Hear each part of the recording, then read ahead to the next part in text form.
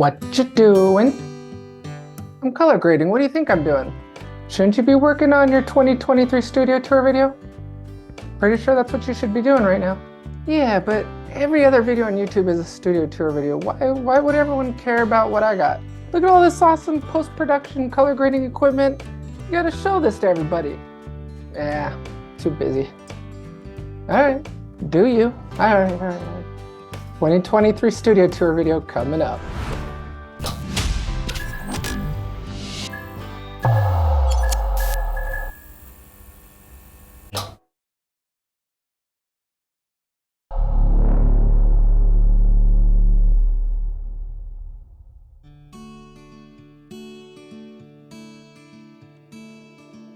Ran out my heart, I let you go. Do it alone, won't let you know. I'm out in the night with someone new. He's not what I want, he's not you. At least it's something fun to do. Put on some makeup, yeah, for you. For your love I volunteer. But tonight I just don't care. Some things I cannot change. Hey everyone, welcome to my new post-production studio tour of 2023. Throughout the studio you'll see custom-made acoustic panels and bass traps from GIK Acoustics. These are spread throughout Studio A and B on the walls and ceilings to reduce the reverb when Mel and I are filming on our sets. The larger boxes on the wall are the bass traps to capture standing low frequency waves. This was a custom closet built by Closet World, and all of the boxes were bought from Target. I'm OCD about cable management and have a box for every cable type, whether it's different lengths of Thunderbolt, USB-C, SDI, HDMI, Cat6, even unboxed Apple charging bricks. I need to be able to find a cable in less than a few seconds. There on the floor to the left of my desk is my 19-inch toolless server cabinet from Ubiquiti Networks. Inside the 19-inch cabinet is Ubiquiti Networks XG Enterprise 10 gig Ethernet switch and a Blackmagic Ultra Studio Extreme 3. This is a video capture and playback appliance with 12G SDI inputs. Above that you'll see my DBX286S. This is a channel strip processor that I plug my numerous microphones into. I recommend this for anyone wanting to get that bassy radio DJ voice or help eliminate reverb in their room. Our entire house is instrumented with Ubiquiti Networks Wi-Fi 6 access points hung on the ceilings, which all run to the cabinet downstairs. This cabinet has 10 gigabit Ethernet running down to the downstairs main wiring closet, which is being upgraded next week to 25 gigabit fiber to my Mac Studio for high-speed file transfers when backing up our films to the Synology NAS rack-mounted downstairs. When you're transferring 15 terabyte folders, 10 gigabit Ethernet is simply just not fast enough when I can run a 25 gig fiber line down to my NAS. Here on my desk you'll see the Apple Studio Display 27-inch 5K Retina with 12 megapixel ultra-wide camera and spatial audio. I use the Apple Studio Display for my scopes window when color grading in DaVinci Resolve. To the right of my Studio Display is the Apple Pro Display XDR, a 32-inch Retina 6K display. On the far left is the Blackmagic ATEM Television Studio 4K switcher, which I use to switch between camera A, which sits in front of me on the Edelkrone Jib 1 you see there, my overhead camera, and another video source like my iPhone or tablet, or even a laptop if I want to do screen sharing. The ATEM is a 4ME Broadcast Studio 4K video switcher with 20 12G SDI inputs. To the right of my desk is the Blackmagic Mini panel, giving me 12 control knobs dedicated to the powerful primary color correction tools and 18 dedicated navigation transport keys. It has completely transformed my workflow, and honestly, it's one of the best Christmas gifts I've ever gotten. You'll notice the image in DaVinci Resolve is the same image on the TV on the wall. The TV is what's referred to as a client monitor, where an editor might sit down with the director and edit with them in real time. The signal is actually not being outputted from my Mac Studio.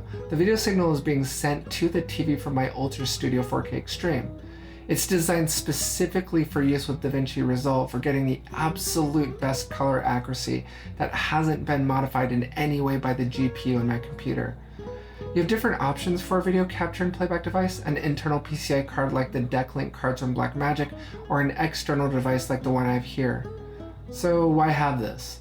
Well, the quality of the signal is actually far better and more accurate as a viewing experience by bypassing the GPU using an I/O device like this.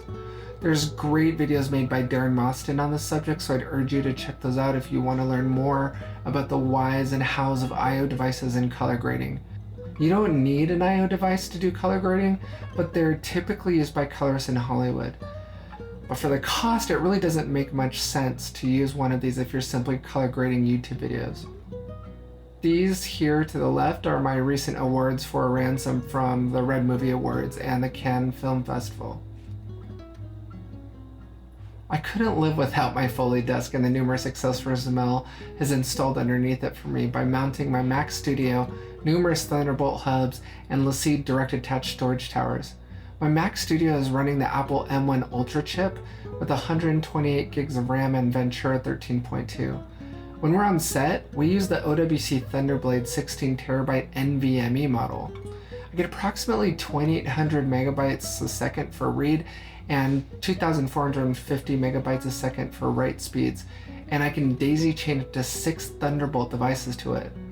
When we're on set, we dump our red cards onto this using software used on Hollywood film sets called SilverStack. At the end of the day, we take the footage from the Thunderblade and I then transfer that to my hot storage device, which is the OWC Mercury Pro U2 NVMe solid state drive unit that you see here. This gives me a blazing fast speed of 1,807 megabytes a second write and 2,111 megabytes a second read for editing directly off the Mercury over Thunderbolt 3. In addition to the OWC NVMe chassis, I also have the SanDisk Professional ProDock 4 reader docking station, which is what you see here. What I love about this unit is the interchangeable card reader blades that I can swap out and even pop out and take with me if I need to quickly leave and bring the reader with me. Each blade can act as a standalone card reader that I plug into my MacBook for editing on the go. This too goes with us on set and is extremely convenient for dumping multiple card types like CFast and CFast Type B cards that our Red Komodos and B-Raptors use. Even though I have the LaCie 6 bigs here under my desk, I plan on decommissioning them and migrating completely to the OWC ecosystem moving forward. Now, they didn't sponsor this video, but I do want to make it a point that I am a huge fan of OWC. To say we're a completely Ubiquity house would probably be an understatement. We've even invested in the Ubiquity phone system. Yes, don't laugh, if you haven't by now at least. We have an enterprise phone system in our home. Honestly, I think I bought it for the cool wallpaper and the built-in cameras, which allows Mel and I to have video calls with each other. I know, we can use our mobile phones and desktop phones are pretty near extinct, but I like to feel like we're keeping them alive here in the Night House. To the left of my mini panel is the Blackmagic Speed Editor. This also has sped up my editing process, allowing me to more quickly cut, trim, insert, ripple cut, pretty much everything I need to get my timeline correct right before color grading. It's given me so much time back, but there's definitely a learning curve when moving from your keyboard to the speed editor. Leave a comment and let me know if any of you are using the mini panel or micro panel and speed editor. I'd love to know your opinions on it and whether or not it's helped or hurt your workflow. Finally, you'll see my Kanto YU6 speaker system. I'm actually moving away from these to the DTS 5.1 setup as I've been doing a lot more editing and sound design for our releases to theaters, which commonly use DTS 5.1, THX, and Dolby Digital, so I really need something that can get me a lot closer to that theater experience when I'm doing sound design. Well, that does it for today's tour of Studio A. Let me know what you think in the comments. Are any of you using any of the gear I use in editing or color grading? If so, has it helped make you more efficient or has it slowed you down? I'd love to know. If you haven't yet, of course, subscribe and hit that bell icon for new weekly uploads of Nightlight. Until then, see you all on the other side.